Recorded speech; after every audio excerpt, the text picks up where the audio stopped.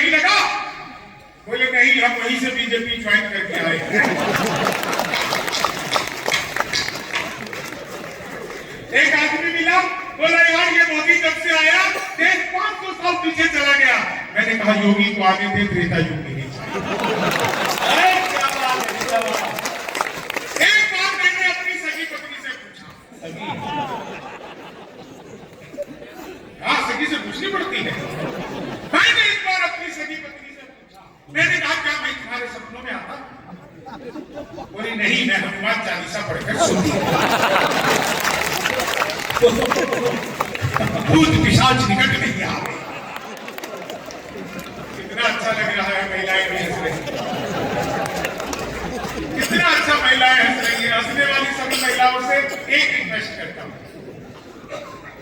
घर पर भी ऐसी रहा करो। बहुत अच्छा, तालियां बजाई है। महिलाओं को खुश करना दुनिया का सबसे मुश्किल काम है। 1000 तरीके अपना लो, ये महिलाएं खुशी नहीं होती। हम पुरुष महिला को देखते ही खुश होते हैं।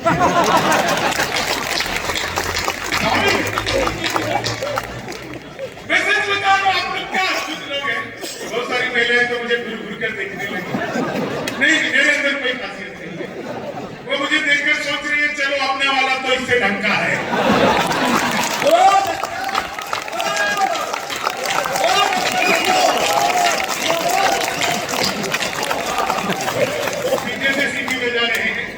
मैं बता देता हूँ, मेरी खाली बात पड़ेगी। मुझे देखकर सीटी बजाने वाले अपनी आंखें और कुंडली एक साथ चेक करा। सच में इतने हंसने वाले लोगों, आपको सच बता रहा हूँ, दुनिया में एक चीज हमेशा याद रखो, आनंद से जियो, मौज मस्ती से जियो। मैं दुनिया के किसी भी मंच पर चला जाऊं, पूरे गर्व के साथ बताता हूँ, मैं हमेशा मंच पर धोती कुर्ता पहन करके ही जाता हूँ। किसी भी मंच पर मैं चला जाता हूं। हाँ, पहले जाता होगा तो बड़ा डिजाइनर कुर्ता धोती पहनने लगा, लेकिन मैं जाता धोती कुर्ता पहन करके ही। मैं धोती कुर्ता मंच पर इसलिए पहन करके जाता हूँ, चाहे वो आपके उत्तराखंड का कोई गांव हो, मेरे बिहार का कोई गांव हो, पंजाब का कोई गांव हो या उत्तर प्रदेश का कोई गांव हो। हमारे भारत के किसी भी गांव में जब कोई बुजुर्ग व्यक्ति मरता है ना, तो बुजुर्ग नहीं मरता, उसके साथ धोती पहनने वाला एक आदमी कम हो। हमारे परिधान कहीं ना कहीं खत्म होते जा रहे हैं, संस्कार परंपराएं खत्म होती जा रही है। मैं तो अमेरिका गया था पिछले दिनों प्रताप जी के साथ। अमेरिका में मैं धोती पहनकर घूम रहा था। 26 दिन वहां पे रहा, मैं कई सारे प्रोग्राम किए, पूरे दिन मैं धोती पहनकर घूमता था। न्यूयॉर्क में भी मैं धोती पहनकर घूम रहा था। एक जगह वहां पर टाइम्स स्क्वायर टावर, वहां पर भी मैं धोती पहनकर घूम रहा था। कई लोग तो वहां पर कुछ भी नहीं पहनकर घूम रहे हैं। कुछ भी नहीं पहनकर घूम रहे हैं, मैं तो धोती पहनकर घूम रहा था। एक फ्रेंड ने ऊपर से नीचे तक देखा, बोला व्हाट इज दिस? मैंने कहा धोती। बोला व्हाट धोती? मैंने कहा फुली एयर कंडीशनर। वो फ्रेंड को समझ नहीं आया, उसने पीछे से मेरा धोती का लात पकड़ लिया। बोला व्हाट इज दिस जेंटलमैन? मुझे गुस्सा आया, मैंने उसका टाई पकड़ लिया। मैंने कहा you tell me first what is this gentleman? बोला this is my necktie. मैंने कहा this is my neck tie.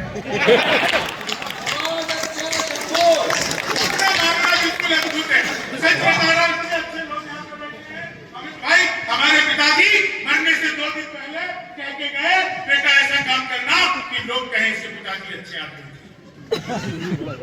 अब उन्होंने हमें पैदा करने के अलावा ऐसा कोई काम नहीं किया था कि लोग कहें पिताजी अच्छे आदमी। एक ही काम किया था हमें पैदा करने का, इसके अलावा कोई काम ऐसा नहीं किया था। दिन भर दलान पर बैठे रहते थे, जो भी गुजरता था उसे गाली दिए बिना छोड़ते नहीं थे। हमें कह करके गए ऐसा काम करना कि लोग कहें पिताजी अच्छे आदमी थे। अब उनकी अंतिम इच्छा, हम उसी दलान पर बैठे रहते हैं, जो भी गुजरता है पहले उसको गाली देते हैं, फिर लाठी लेके उसको दौड़ाते हैं। वो भागते भागते कहता है इससे अच्छे तो उसके पिताजी थे, जो खाली गाली देकर छोड़ते थे, ये तो लाठी लेके दौड़ाता है। बहुत अच्छा, गौरी दाते रही है, कलयुग आ गया साहब, शंभू को गौरी दाते रही है। इतना बड़ा घोर कलयुग, ये लोग जनते हैं मेरी सुंदरता से। आप एक बात बताओ, शंभू गौरी के साथ नहीं बैठेगा तो किसके साथ बैठेगा?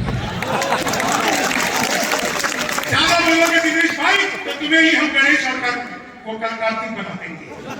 हाँ, गौरी के साथ वही अच्छा लगता है। पूरा शिव परिवार आप लोगों को मिला है, उसको देख करके हमें समझ में आया। लेकिन देखो, गौरी के साथ मैं इसलिए बैठा हुआ हूँ ताकि आप लोगों को पूर्णमासी और चंद्रमा के दर्शन और अमावस्या भी एक साथ देखने को।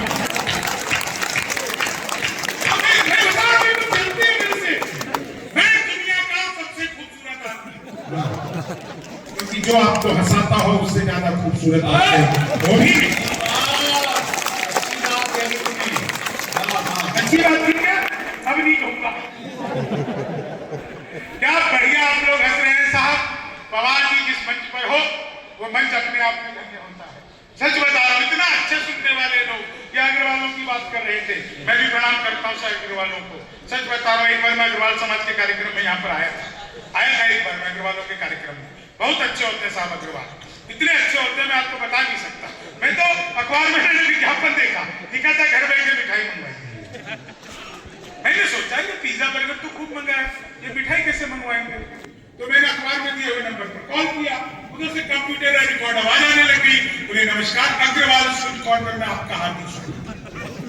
मिठाई लेने के लिए 1 दवाई, चाट पापड़ी के लिए 2 दवाई, गजक नमकीन के लिए 3 दवाई, गोलगप्पे इत्यादि के लिए 4। मुझे मिठाई चाहिए थी, आजकल सब कुछ एक ही दुकान में मिलती है, तो मैंने 1 दवाई। वो फिर शुरू हो गए, लड्डू लेने के लिए 1 दवाई, बर्फी लेने के लिए 2 दवाई, जलेबी लेने के लिए 3 दवाई, रसगुल्ले लेने के लिए 4। मुझे लड्डू चाहिए था, मैंने 1 दवा दिया। बेसन के लड्डू लेने के लिए 1 दवाई, मोतीचूर के लड्डू के लिए 2 दवाई, गोंद के लड्डू के लिए 3 दवाई, तिल के लड्डू के लिए 4। मुझे बेसन के चाहिए था, 1 दवा दिया। 1 किलो लेने के लिए 1 दवाई, 2 किलो लेने के लिए 2 दवाई, 3 किलो के लिए 3 दवाई, 100 किलो के लिए 4। 1 दबाना था, गलती से 4 दवा। मैंने वही किया जो आप सब करते, तुरंत ही फोन काट। 1 मिनट बाद कॉल बैक आ गई। बोले जी नमस्कार, हम अग्रवाल स्वीट कॉर्नर से बोल रहे हैं, आपके यहाँ से 100 किलो बेसन के लड्डू का ऑर्डर है, मिठाई किस पते पर भिजवानी है। मैंने सोचा है तो फंस गया, लेकिन बिहारी आदमी फंसता है, फंसाता भी नहीं है, बीच का रास्ता निकालता है। बोल यार जल्दी बताओ, आपके यहाँ से 100 किलो बेसन के लड्डू का ऑर्डर है, मिठाई किस पते पर भिजवानी है। मैंने कहा देखो भैया ये फोन किसने किया मुझे तो पता ही नहीं। घर में हम 9 भाई हैं, सबसे बड़े वाले से बात करने के लिए 1 दवाई, मुझे छोटे से बात करने के लिए 2 दवाई, मुझे छोटे से बात करने के लिए 3 दवाई। और जब तक असली वाला न मिल जाए तब तक दबाते जाइए, दबाते जाइए, दबाते जाइए, दबाते जाइए। आप लोग जोरदार तालियां बजाते जाइए, बजाते जाइए।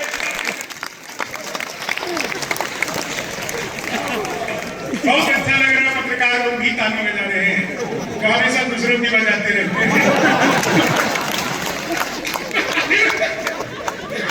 लेकिन सच बता रहा हूँ पत्रकार, एक चीज और संजय भैया एक कमाल और हुआ, मैंने सोचा नहीं था यहाँ पर भी आ रही है क्या। 3-4 लोग मिलने आ गए हमसे होटल में से। रुद्रपुर वालों, अगर यहाँ पर भी बिहार के लोग हैं तो इसमें हमारी कोई गलती नहीं, सारा कसूर इन रुद्रपुर वालों का। बड़े बड़े पंडाल लगाते हो, कीर्तन मंडली बुलवाते हो, फिर भजन करवाते हो, राधे राधे जब वो चले आएंगे बिहारी, राधे राधे जब वो चले आएंगे बिहारी। अब कलयुग में वो बिहारी आ नहीं सकते, हम इन ट्रेनों में ठुस ठुस करा। मैं तो इलेक्ट्रॉनिक शॉप पर गया, मैंने पूछा टीवी कितने का दे रहे हो, बोला बिहारियों को टीवी नहीं देते। मैंने तो तुझे कैसे पता लगा। लड़की यहाँ से अगले दिन मैं सूट बूट हैट करके पूछा, मैंने कहा ये टीवी कितने का दे रहे हो, बोला तुझे कल भी मना किया। अगले दिन मैं घुसौर के चला गया, मैंने कहा भाई यार ये टीवी कितने का दे रहे हो, बोला भाई साहब आपको 2 दिन से मना कर रहा हूँ, अब बिहारियों को टीवी नहीं देते। मैंने कहा ठीक है मत दे, लेकिन ये बता तुझे पता कैसे लगता मैं बिहारी हूँ। बोला बेटा जिसे तू टीवी कह रहा है वो माइक्रोवेव है। ये जो टीवी को माइक्रोवेव बताने का कॉन्फिडेंस क्या है, हम लोग बिल्कुल अद्भुत है। क्या बढ़िया आप लोग के चेहरे पर हंसी है साहब। डॉक्टर की बात मेरे भाई दिनेश बाबा ने की, सच बता रहा हूँ, कुछ भी हो जाए, कभी भी हो जाए, हमेशा 2 लोगों का सम्मान करो, एक तो ऊपर ईश्वर और नीचे डॉक्टर, क्योंकि ईश्वर तो ईश्वर है और नीचे जो डॉक्टर है वो भी धरती पर भगवान का रूप है। इसलिए हमेशा डॉक्टर का सम्मान करो। यहाँ पर कोई डॉक्टर हो तो मैं उसका सम्मान करना चाहता हूँ।